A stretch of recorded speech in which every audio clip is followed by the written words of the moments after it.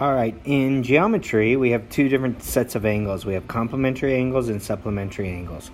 Complementary add to 90, where supplementary angles add up to 180. I do have a way that I remember this. I just remember it alphabetically. C becomes before S alphabetically. So whenever I think about it, I go, oh, complementary, that's going to be 90. Supplementary, that's going to be 180. So we're going to look at problem number 42 and 43. So this one has two angles that are right next to each other that are 65 and B. But if you look right there, that little right angle right there means a 90-degree angle. So that means 65 and B are complementary. So 65 plus B must equal 90 degrees. We subtract 65 from each one, and we get B equals 25 degrees.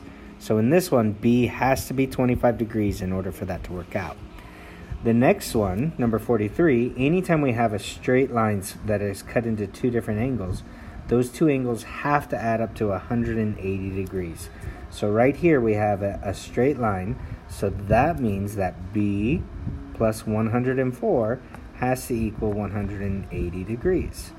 So all we got to do to figure out B is subtract 104 from both sides, and we get B equals 76 degrees.